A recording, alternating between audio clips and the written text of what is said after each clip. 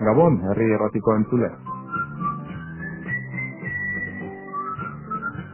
Asteartero bezala berriro ere, zuekin gaude, gaurko gabonetan beste gai berri baino interesgarri den ere bat zuen aldatzeko. Udara iristear dago eta normalean gazteek udaran zer egin edo bila ibiltzen direnez, guk hemendikan proposamen zabal bezen errealizatuko diegu.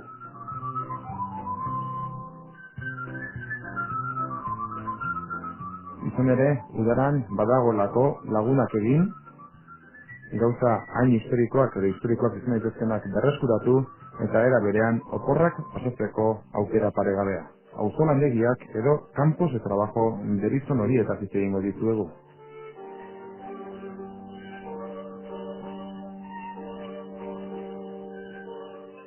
Historia, arkeologia, berreskurapena, lagunak egitea, oporraldiak, horiek guztiak biltzen dituzte auzolandegiek.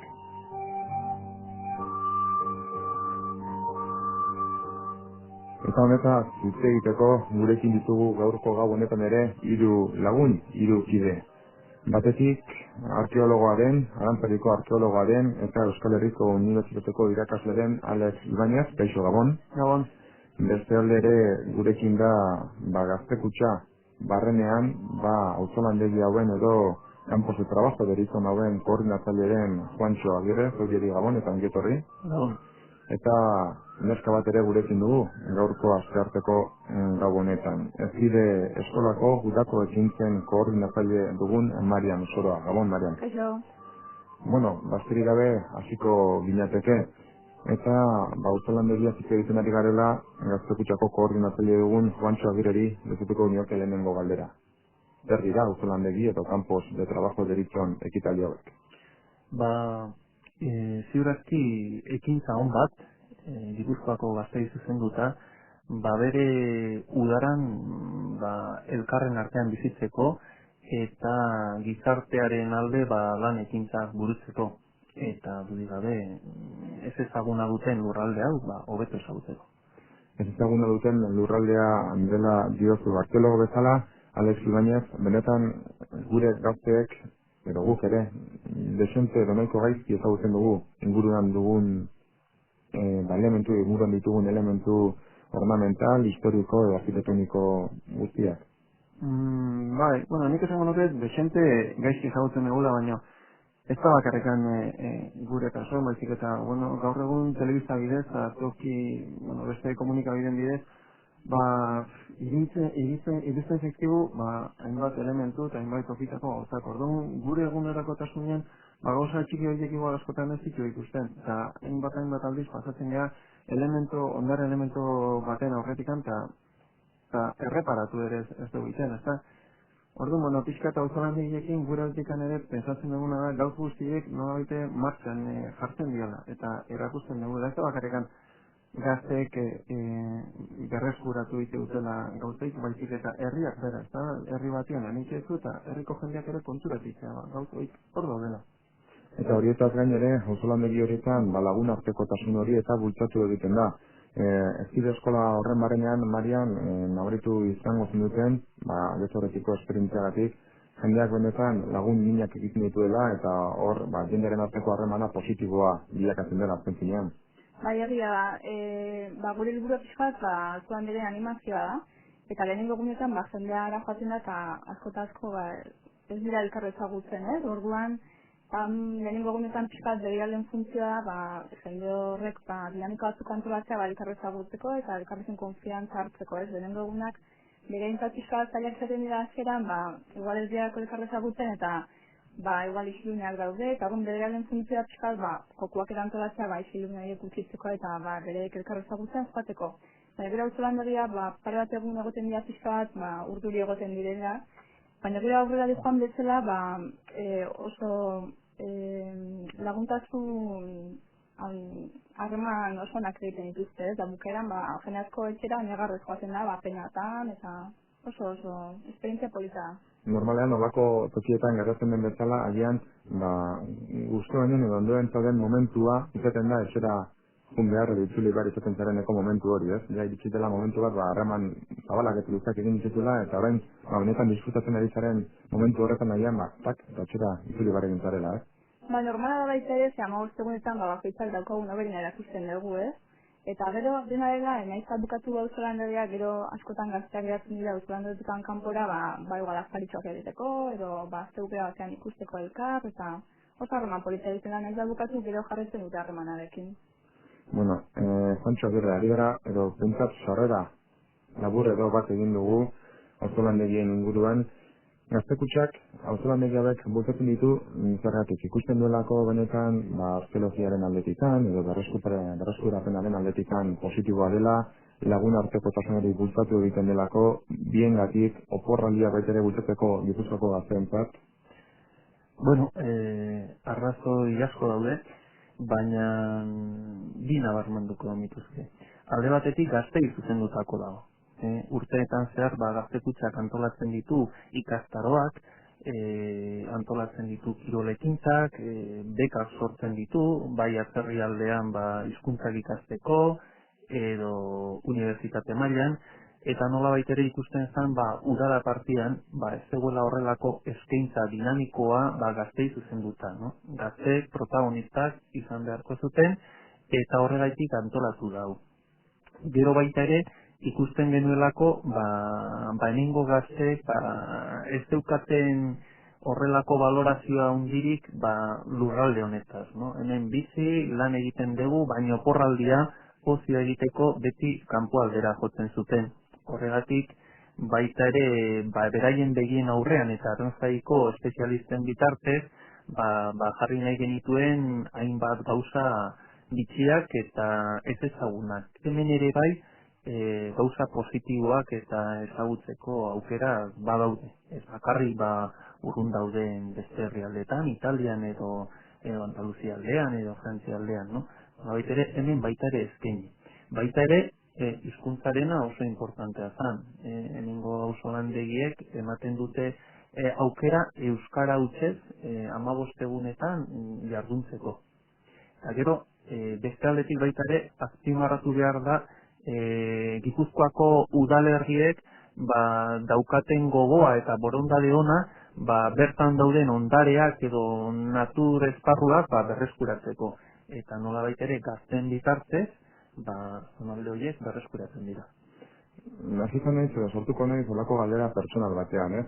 Zuek ikusten dut arduradun gisa edo auzolandegi hauetan, demagun zure kasuan alez bai Beasainen edo eta zestu aldean eta ibilia izan zara ezkide eskolako arduradun bezala ere, pentsatzen dut ere zure Marian izango zinela olako auzolandegi beren batean edo zute bere Juancho, baino begirale edo arduradun edo monitore izateaz aparte zuek gazte bezala izan altzarete horrelako ekitaldiren batean edo probatu lezute hau beste arduradun batzuekin zuen gainetikan?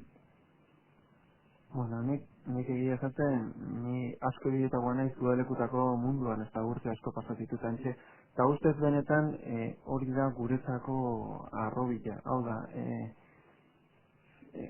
azkenek urteetan oso zabalduta dago auzolandegitako udalerrikutako kontua. Orduan, handikan aurrera jendean nola ere, barne gaititu kodigoiek. Hau da, kodigoiek, juten geha 15 egun, pasatzea, Marianek esan du bezala, ja oso intensiboak, antxe danak gure gauzarik onen ematen dugu, eta nola ere oso komponente importantia da elkartasuna, elkarren egote horrek, eta orduan, kodigo guztiekin, nolabait ere beste aurrera pausua da auzolandegitara pasatzea. Eta orduan, auzolanegitan kodigo berdinarekin beste ekintza mota batzuk antolatu egiten dira.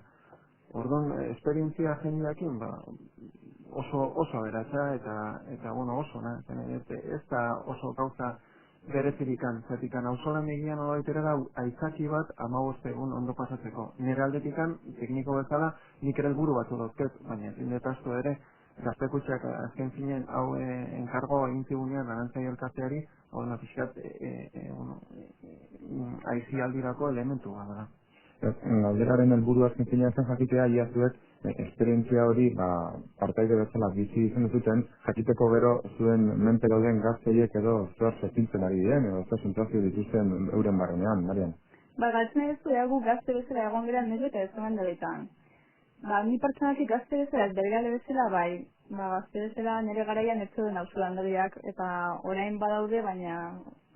Baina bai udalekuak, edo agian alesak epatu udalekutan nigo nahi 6 urtetan, begirale bezala, eta aur bezala, gehiago, Baina, nik uste desberdina dela baita, auzolandabiak jende ez duagoa da, orduan beste harreman mota bada, eta beste ekintza mota batzuk, eta heldutasuna notatzen da, ez da 6 urteko edo 12 urteko gaztekin joatea bezala, da guztiz desberdina.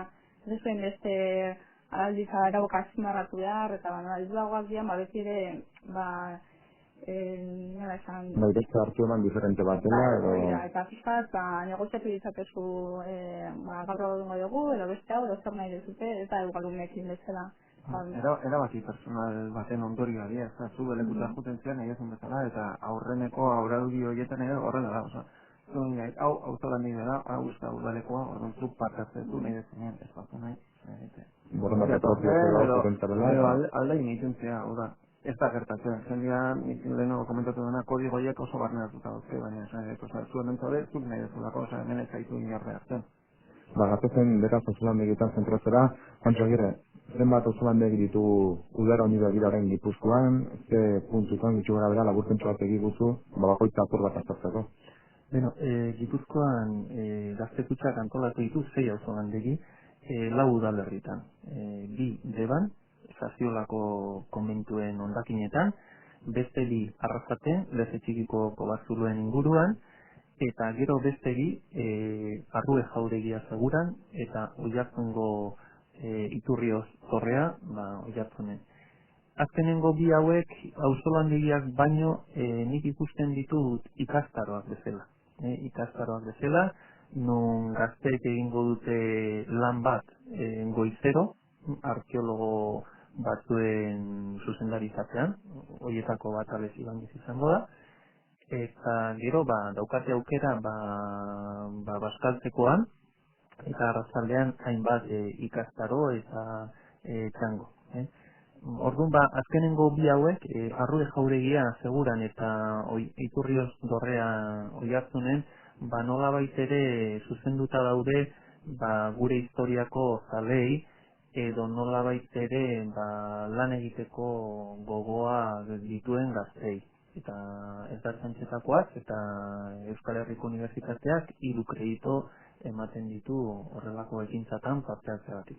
Beraz, badaukade erlaziorik Euskal Herriko Unibertsitateko ikastaroekin edo karrerekin, pentsu honetan, kredituen kontua ere edo hor nabarmendu egiten delako.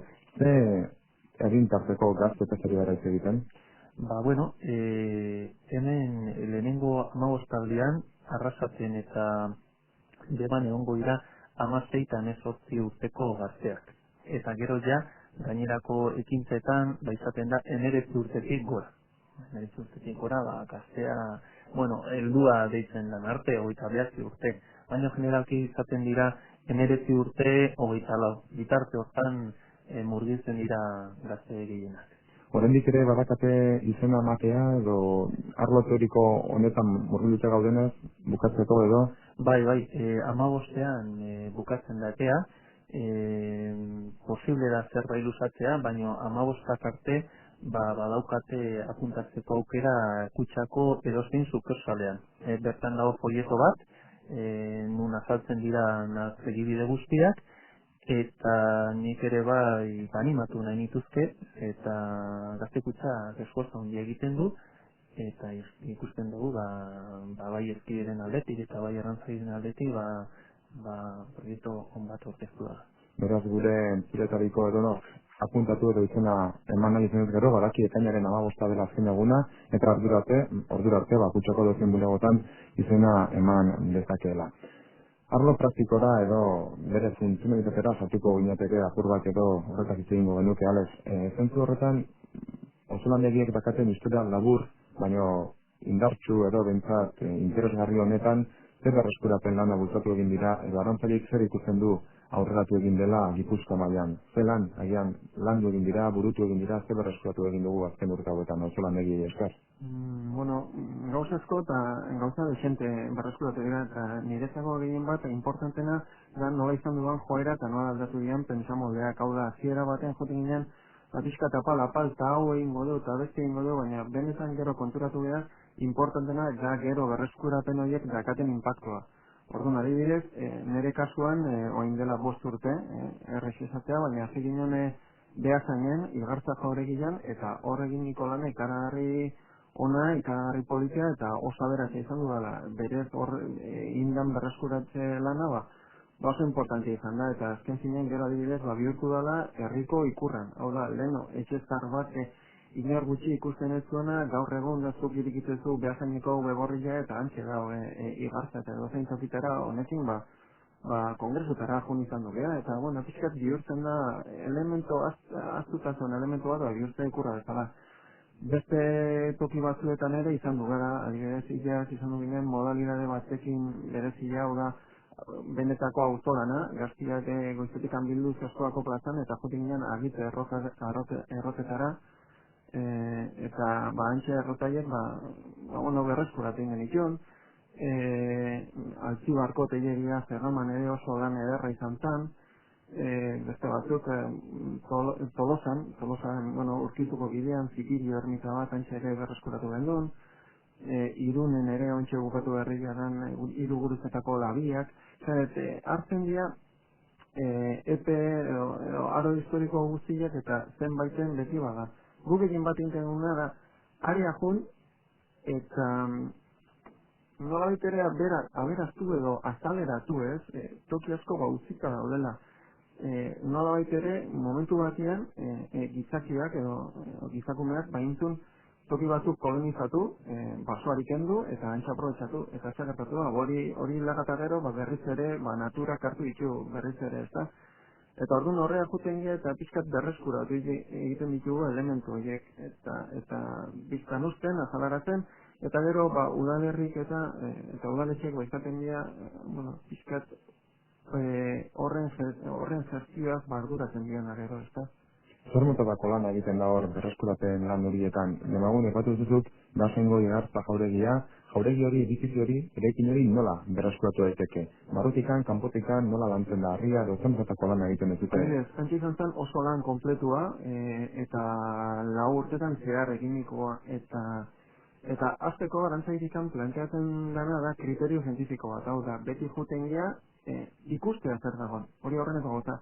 Eta gurekin dauden ikasleek, ez da partaideak dira, baina azken zinen ere eziketa programa bada. Eta orduan, suposatzea jendeakin egiten duena da, gauzak egin, baina jakin zergatik egitezu, eta zuk ere barneratu sistema hori. Hemen egiten ari zerena ez da ezartarako ez duela balik, eta honea totzen nahi 4 ordu pasatzera, zekero, atxalden ekintza batzu dozket, eta lagunak inbertu baizik, eta lanen ere lagunak egin. Orduan, horrea juten gara, eta zelan mota, adibidez, aurreneko beti izatea, aurreneko 2 egunetan da, desbrozatu esatean, landaretza guztiak endo, eta hori ere, adibidez, etxe batean gertatzea, inguruko baratzak desagertu dira, eta dana bajanda dago, baina geroztikan, adibidez, Igartzan, hor ere, pareta, kanpoko azalak zuzkaten, berriz ere zarteatutako beste kapa batzuk, orduan, horiek kendu, baina ez kendu bakarrekan baizik eta erabaki zeintzan aurrena, zeintzan bere azpidako irudia, eta ja, erabakitzen gendunean zeintzan, kriterio zientifikoa da, kendu iten dugu pixkanaka, metodologia guzti irakusten, hau da, orduan, eta iristen ginen hori kendu, gero adibidez ere, egurra berreskuratu zen, baina egurra ez da bakarrikan bajon hartu eta tipin kontrako zerbait eman da. Ez baizik eta adibidez, guk ematen genuen produktu ziaro ekologikoak. Zatik, igual esaten zu, obra erdiekin arauta, igual diru alterrikan ez gastatzen, baina guria ez da bakarrik, ez da berreskuratu, zekeratzen zinen hor berreskuraten lan definitibo bat egiteko hor beste ekintza mota bat bihar da, eta horria, eraikuntza elementu bat inberda, eraikuntza markatu. Ez dakit zer esan nahi duzun, eraikuntza ekimen bat inberda da, ez bakarrekan gazteekin joan baitik eta guzar baiten orduan adibidez, egurrei produktu ekologikoak damaten ginean, nola baitere, egiten ari ginen deklarazion de principios. Orduan gazti ezan, hau ez da edozein modutara berreskuratzen baizik eta beti berreskuratu duzu kriterio batekin eta kriterio izan behar du beti gauzak ez irreversiblek egiten, eta gauzak alik eta hobekien egiten. Hori intan, gero, bazakite, harriak ere garbitu ondo, eta bilatu, eta adibidez izki batu antxetu dela, eta berreskuratu, argazkiak atera, interpretatu, gauz asko izan ziren. Eta orokorrean jendeak barmenatu egiten zuen hori, zuen helburu hori zelako, azken zinean betere ez egiteagatik, ez egitea ikustea zera diziren egiten, eta barmelatzea. Denetik handago. Garbi ere utzi behar da, jendeak kriterio batzukin joala, baina gehien bat, urritzen nian gazte asko etortzen dira esponja bezala, jasotzea, ematen didatena, eta azken finen da, lana da batzen gaituna 15 egun horietan, eta zuk ondoko lan egiten baldin badao, zuk ere lan egiten aitzea. Orduan,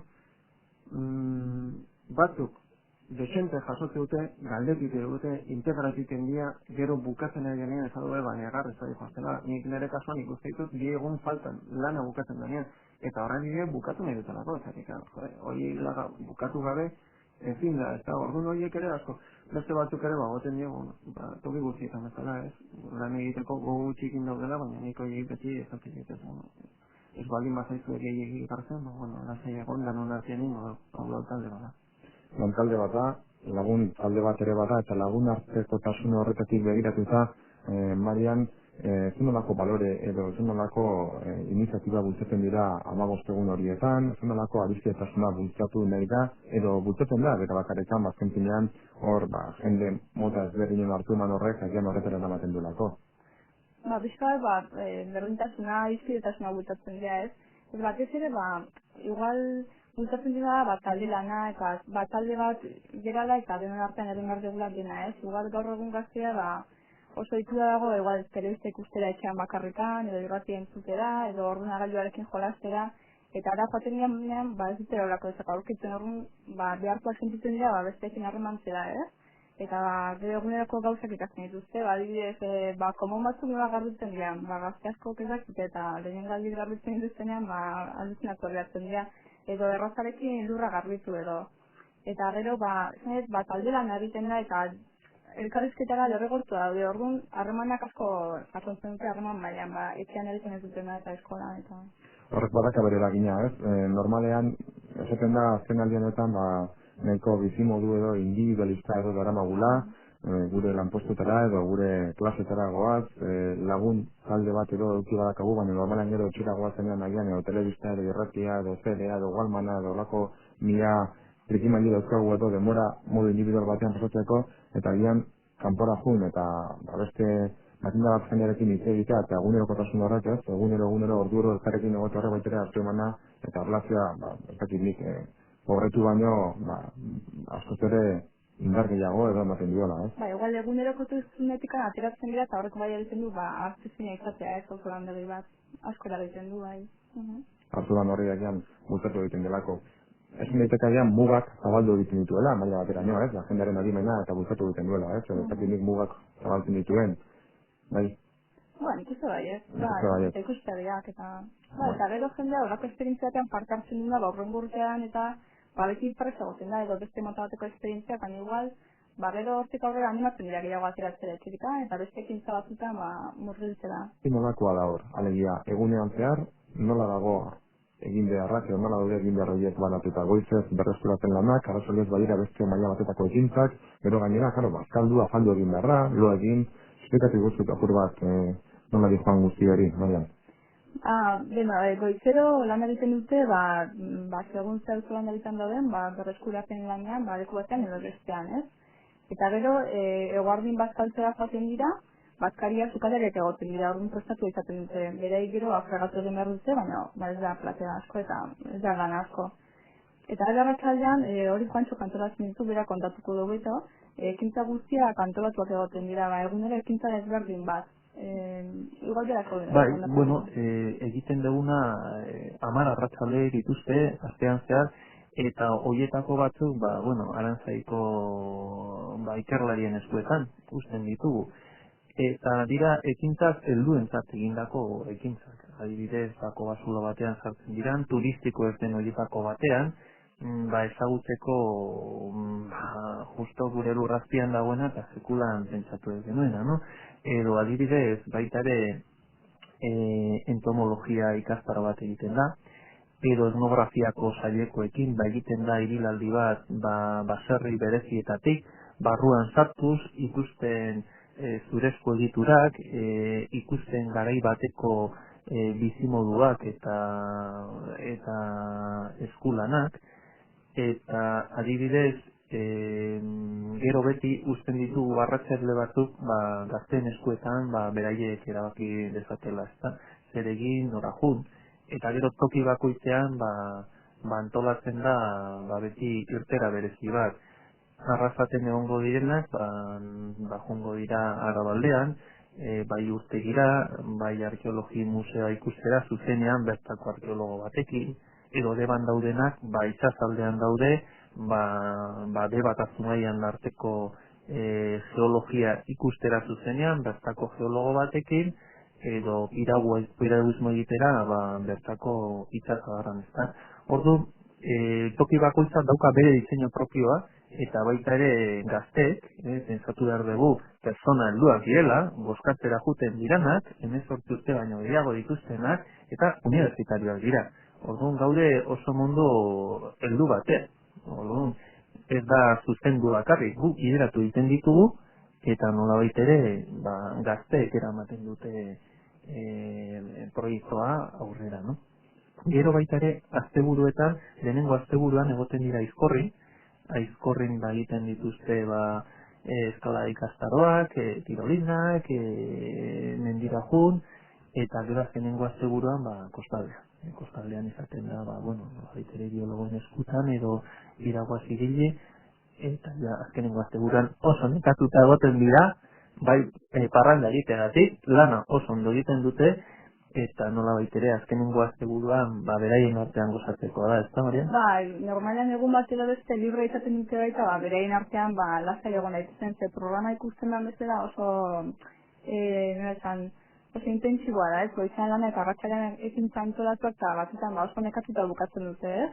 Eta orduan arratsalean bat edo beste, libre uzten da, beraiek lasai egon daitezen, edo piszinara joan, edo lartzara, edo begiralekin ekintzaren bat edo jokuren bat egin.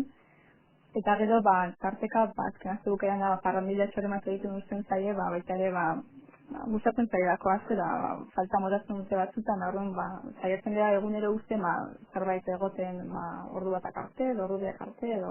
Beraz, olako parranda dozorgarik ere, arkeologi mundu horretan edo bintzat berreskuratzen dira, nari garela, posible da uztartzea, ez? Parrandatxoa eta pixkat betiko juerga egin apalostean, eta gero, nik zergatik, demagun digartzako jauregi hori berreskuratu, posible da biak batera egitea, ez? Uztartzeu.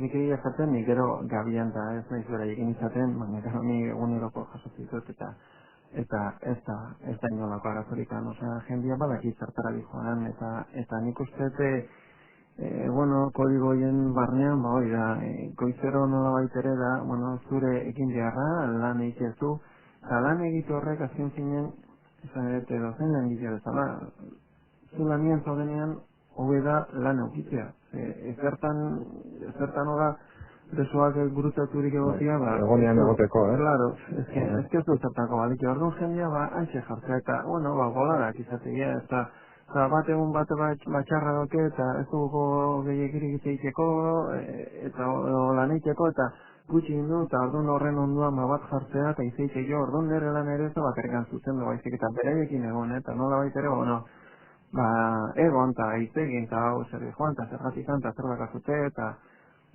bizkat bideratu lan hori ez da, baina beraiek badakite zer egin baduten, eta nik uste gustora egite dutela, zergatik, ekintza bat bada, eta zergatik ez, nik lanien ikustitu dela ere, ligatzen ari dira, ikusten ditu dela, eta hori ere ondirutu zaik lan egite duzun bitartean. Beraz horrelako beste harremanak ere ematen dira hor, sortzen diren edo gazten artean, horrelako ligatzeko zea horiek edo... Nik ez dakite Marianeko hori nola ikusiko duztetik, beste kontekstuan ikustu ditu, nik ustitut lania, ermita txiki batean gaude 20 pertsona, orduan, 20 pertsona batea, ezke dan ikustea, ezke ez dago beste eskaperik, orduan, azten ze ikusten taldeak nola egiten dira, hau honekin, eta hori horrekin, neska mutilak, eta enak naztua, eta hobetia laguna, eta eta horiek ez, orduan, ikusten dituzu nola ari da laguntasun zare hori egiten ari dela, eta oso kurioso da, eta zen zinen, 15 egun bakarrik handia, orduan jendeak dana emateu bat, hasiera eta bukaera du. Orduan ezin zegoen, noiz hitz egingo dut horrekin, zatikan, gaur hitz egin behar baldin badez, gaur hitz egitez. Nire aldikan ere, zaiatzen ez jendia aldatzen. Hau eta egunero lan berdina egin. Niretzako nene izango ditzak, zerken zinen, persona batek truko hartzen direnien lan bati, gauzatzea, horrengo gunean gutxi erraitea. Eta gero lan guztietan bezala, azken zinen lan egiten duena, nolabait ere pizkat penalizatuta da, azken zinen egiten duenari esaten dituzu egiteko. Baina zaietzen zer dana aldatzen, eta jendia nazten, eta pizkat hau honekin, eta beste horrekin, pizkat laguntasun hori ere, nolabait ere ateratzeko. Eta behartzeko, ez? Ordu bete egon persona batekin lan egiten itein gabe ezinezkoa da. Zertikan gutxienez, ez lan egiteko, geratuiten zia iteitea, ezta? Orduan ikusten, harreman poliziak eta oso sakonak, eta ez dago besterik izin barretu, eta ezagutzen gana, hauek gaure gauzataz egiten dugu, orduan da oso 15 aldia intensibo zentzu horretan. Oso intensiboa da, eta nik uste dut, kutsaren edo esparrutikan, edo gazte kutsaren esparru horretatik joan zuen, nik uste dut, orain arteko urte hauetako valorazioa orduan, ikorra izango dela, edo positiboa izango dela, eta gazte kutsa gustora egongo dela, sortzen den bai giro, berreskurapen lan, egizkietasuna, eta horiekin guztiekin. Bai, batez ere gaztei zuzentzen diogu inkestatan jasotzen dugu beraien oniritzia, eta gero baita ere herri bakoitzean sortzen duen oihartzuna, no? Alde batean gazteak ikusten ditugunean lanean herriko ondare batean edo kobazulo baten inguruko guztia garbitzen, eta lehenengo egunetan ez dakite oso ondo nola egin, no? Baina gero azkenengo egunetan beraiena bezala sentitzen duen. Orduan, sentimentu horiek sortzea, eta sortu sentimentu horiek eta ikasi hori oso importantea da. Azken batean, gazte gipuzkoarrek bereganatu behar dute beraien lurraldeak dituen ondareak eta baloreak. Eta egiten duten lana oso importantena. Adibidez, Lezetxigiko kobazuloa ingurua zegoen erabat utzita, no? Sasita artean, eta kobazulo horietan duela 30 urte Barandiarenak aurkitu zuen giza ezur zarrena, Gipuzkoan. Egokitu da guztia, udalak erosi du eremua, Atapuerkako Juan Luis Arzuaga ere bai egonda bizitatzen guztia, unibertsitateak eta Arantzaik eramaten du bitartean indusketa arkeologiko bat, eta arrazoi importante bada auzolandiko gazteek egindako lana, bai. Egokitu dira bideak, egurrezko seinalea jarri dira, dana egokitu da, no?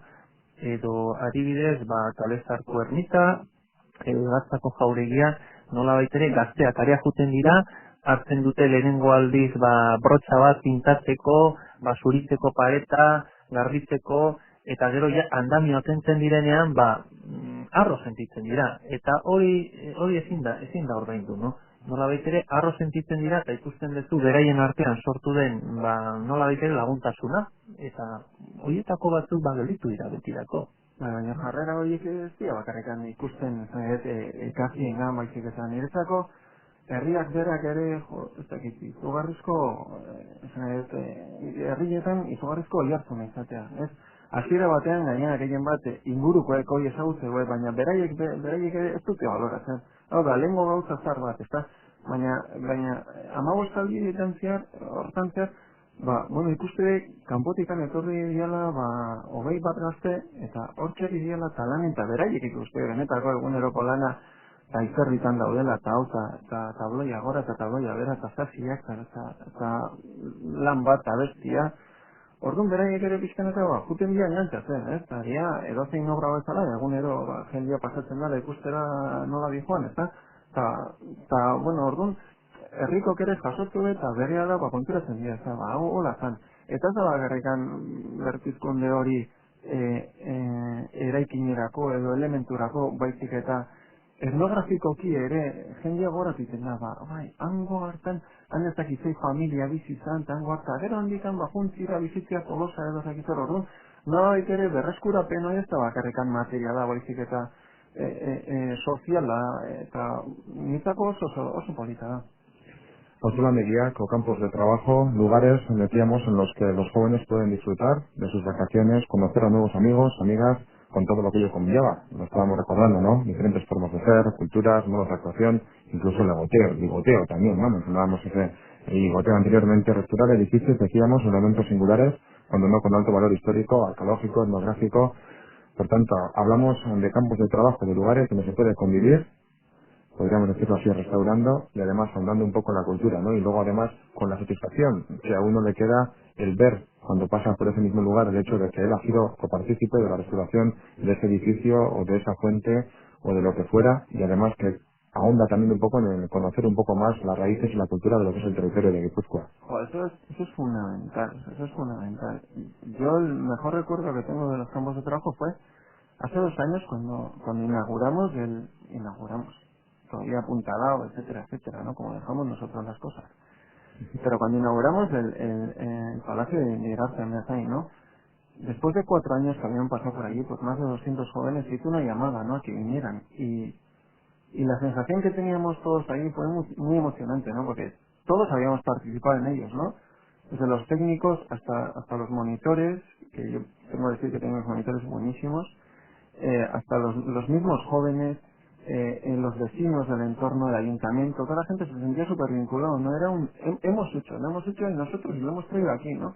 Con nuestros pocos medios, hecho con nuestras manos, no sé, fue muy bonito. Inauguramos con unas diapositivas y no sé, nos juntamos ahí, no entrábamos. Es un edificio relativamente grande para los elementos que nosotros trabajábamos, pero para coger la gente que vino, pues fue muy pequeño, fue muy bonito, ¿no? Toda la gente que se acercó durante años y la verdad es que pasa el tiempo y no puedes recordar a toda la gente que pasa, ¿no? Pero en un momento eso, te acordabas de todos, ellos te recordaban y uno venía y te decía, joder, fíjate esta viga, cómo estaba llena de clavos, y yo los quité uno a uno, ¿no? O sea, cada uno recuerda, ¿no? Cada uno tiene su pequeño minuto de gloria, ¿no? Es decir, esto lo hice yo y eso, pues no lo quita nadie. Como profesor de la UPV, Andrés, podríamos decir que esta parte de los campos de trabajo sería la parte práctica de lo que teóricamente se puede enseñar en la UPV, sería más satisfactoria en cuanto a resultados finales, o cómo observas un poco la diferencia que puede haber entre una y otra forma de enseñar o de aprender, de convivir. Yo creo que sinceramente si lo enganchamos con la última reforma del plan renovado que habla de que un 25% aproximadamente de los créditos tienen que ser prácticos, yo creo que esta debería ser una actividad que podría estar perfectamente engarzada con ciertas asignaturas que se dan en carreras de patrimonio cultural o en carreras de historia del arte, historia de la arquitectura. O sea, hay sectores como muy implicados a los que les podría llegar. Yo he tenido estudiantes de arquitectura empeñados en hacer masa, porque ellos consideraban que ellos, siendo arquitectos, pues era un momento único y allí cogerse con la pala y hacerlo, porque sabían que en clase no lo iban a aprender y también sabían que en el futuro no les iba a valer, pero como iban a tener que mandar a hacerlo, pues decían, yo quiero saber y yo quiero que me pongas con el de la masa, ¿no? Eso tiene mucho valor. O gente de arqueología, ¿no? Que en ese momento pues quiere y está rebajando y está tocando, está aprendiendo, está haciendo una labor muy directa, ¿no? Con un asesoramiento directo. Y luego que por la actitud que tenemos los técnicos de Aranzadi, pues, es en el sentido muy clara, ¿no? O sea, no sabemos más que tú porque la experiencia tenemos más que tú, pero sobre este elemento que estamos trabajando aquí, tú tienes tanto conocimiento como yo. Lo estamos haciendo entre los dos y lo que tú veas, yo lo veo. Y lo que yo vea, tú lo vas a ver. Entonces, es como muy práctico, una aplicación de conocimientos adquiridos muy clara y muy interesante. Desde Gaztelucha, Juancho Aguirre, en un principio se tendrían, me imagino, algunos objetivos. Después de todo lo que estamos hablando y después de conocer un poco más profundamente lo que son los campos de trabajo, probablemente os veis también un poco desbordados en los objetivos que se podían lograr con este tipo de forma de recuperar el patrimonio, de pasar las vacaciones. Es decir, los objetivos incluso también se vieron un poco desbordados en que eran más de los esperados y más positivos de los esperados. Pues sí, sin duda lo que un poco estaba diseñado acerca del ocio juvenil, un ocio constructivo de verano, pues de alguna manera sí nos dimos cuenta de que los resultados técnicos desbordaban las previsiones iniciales, en el sentido que tenía una repercusión social y que tenía una finalidad que se materializaba en los proyectos que se hacían en cada uno de los municipios. Por eso las peticiones de ayuntamientos pues han ido creciendo. De hecho, pues tampoco nos podemos expandir a todos los municipios de Guipúzcoa, sino que desde Aranzadi y con otros asesoramientos técnicos se hace una selección en base a dónde se va a actuar, y de este modo pues este año pues se va a actuar en las cuevas del Ezechiqui, porque consideramos que es un yacimiento arqueológico pues de nivel europeo, tiene restos de Neandertal, sería nuestra pequeña Atapuerca en Guipúzcoa. Luego hemos decidido también acercarnos a Deva, porque el Bajo Deva era una zona un poco que siempre nos queda un poco a desmano, y un poco pues empezar a estudiar lo que queda de las ruinas del convento de Saciola, el segundo convento franciscano que se inauguró en Guipúzcoa. Y luego pues otra modalidad, el Palacio Segura, el Palacio de Rubén Segura y la Torre Iturriaga en Oyarzun, que un poco pues bueno, son monumentos un poco soñeros, en los cuales pues gracias a lo que hagan los jóvenes pues creemos que sus respectivos ayuntamientos pues iniciarán nuevos procesos mucho más profundos de recuperación. En el inicio de estos patrimonios tan antiguos, aunque sea paradoja, pues está la gente más joven, se está implicando en los temas más viejos para dar inicio a nuevas dinámicas, ¿no? Luego ya, una vez que se acaban estos procesos, ya los ayuntamientos pues toman la iniciativa. Es un proceso trampa. Es un proceso trampa en el sentido de que empezamos a hacer el trabajo, pero es que los resultados son tan espectaculares que luego es el mismo ayuntamiento y el mismo pueblo el que dice, joder, es que esto tiene un valor, hay que ir en marcha. Claro, entonces empezamos desde ahí y joder, los resultados son espectaculares y una cosa como muy bonita y muy llamativa y que va totalmente hacia adelante. O sea, la gente empezamos un poquito con una doble vertiente, que es una actividad juvenil y una actividad de recuperación, y luego finalmente siempre se convierte en una actividad de valoración.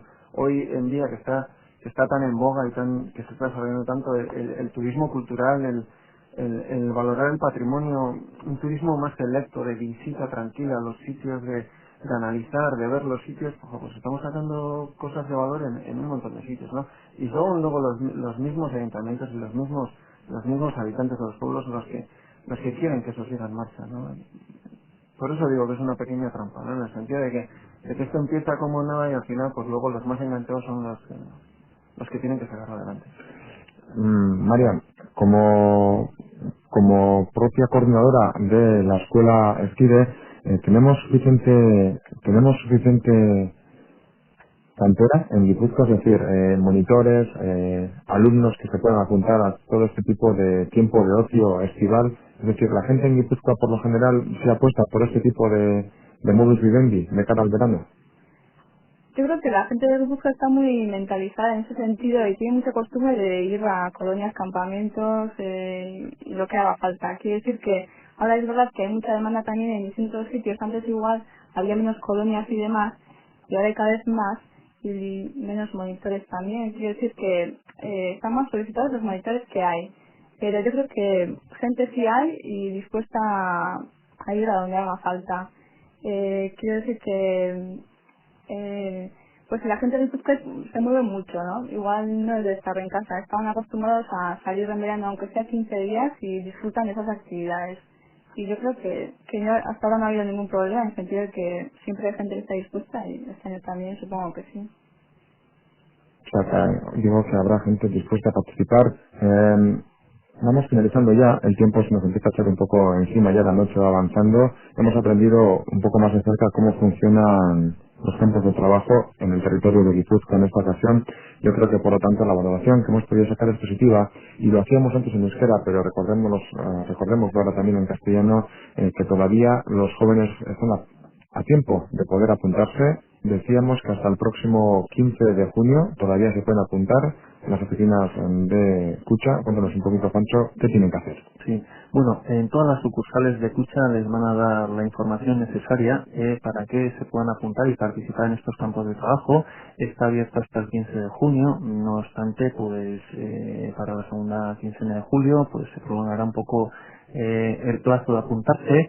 Se solicita un pago de matrícula de inscripción de 12.000 pesetas donde se incluye todo, estancia, alojamientos, seguros, desplazamientos, excursiones, todo.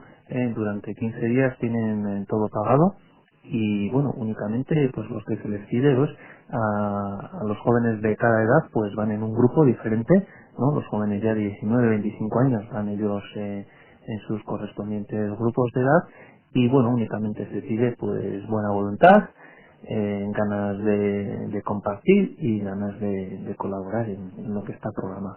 Y de trabajar y de pasárselo bien.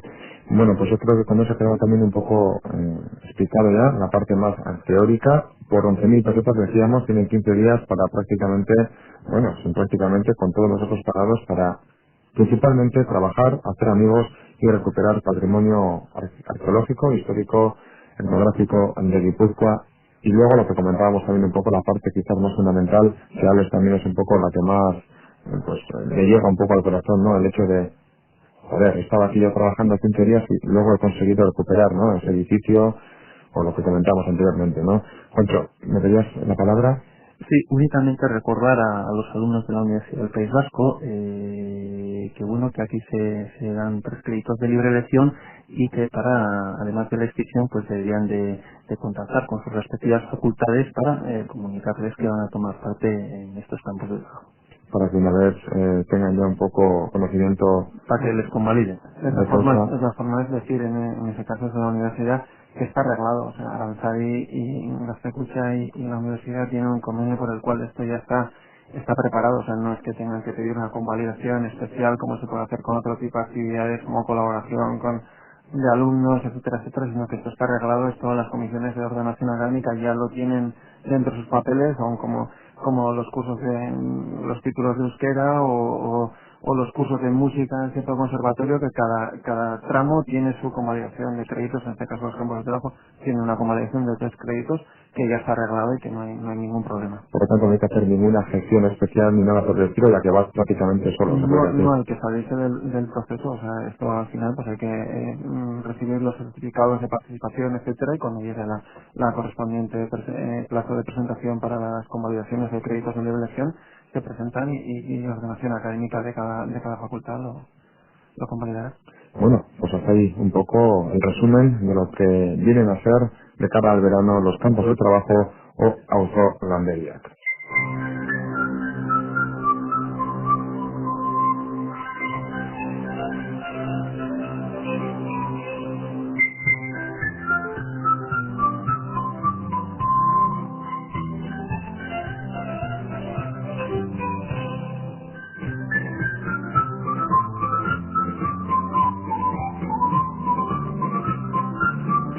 Bueno, pues ahora sí que sí, vamos finalizando ya en lo que hace referencia a esta velada nocturna en relación con los campos de trabajo o auzolandegiak.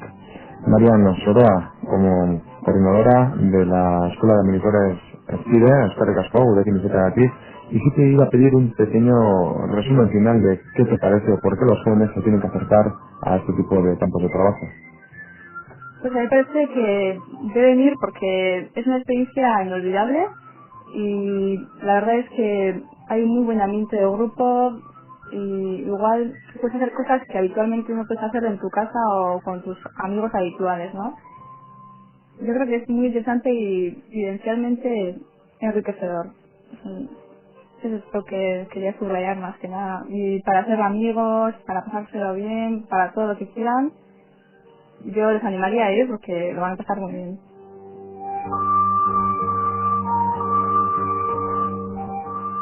Desde el punto de vista más teórico, más de impulsar este tipo de actividades, Juancho Aguirre, Gaztekucha también invita a los jóvenes a participar en esta experiencia porque es altamente positiva. Yo creo que les ayuda a descubrir un poco los valores humanos de la gente que vive aquí mismo y también todo el patrimonio natural y cultural que tenemos aquí, que nos pasa muy desapercibido, y yo creo que bueno, que ese es el capital que tiene Guipúzcoa y lo tenemos que impulsar.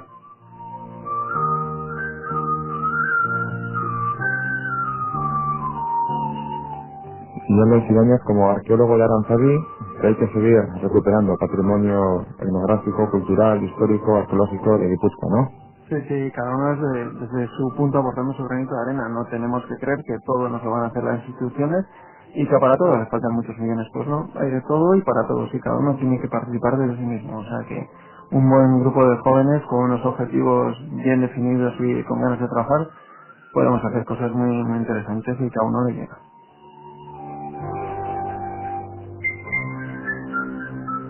Emitzen beraz, gaurko saioa, euskoitasuntzat bultzatzen duen gaurko saioa, amaitzear ari da, eta beraz, diodan bezala, gaurkoan ere bukarara iritsi egin gara. Beraz, hemendikan aurrera, datorren asteartean ere, zuekin izango garunez, eskerrak, matutikan Juancho Agurreri, eskerrik asko eta gabon. Gabon. Eskerrak zuri ere, Ados Ibáñez. Bai, gabon. Eta Marian Soroa, eskerrik asko gurekin egitetatik. Bai, zuei. Eta zuei, herri erratiko entzuleoi, jakin ezazue, datorren asteartean ere, gurekin izango zarutelakoan, hemendikan agurtzen garela, eta datorren asteartean ere, gurekin izango zarutelakoan beraz, hemendikan gure besekalarik zabalenak aduzen. Ordurako, eskerrik asko, gabon eta agur.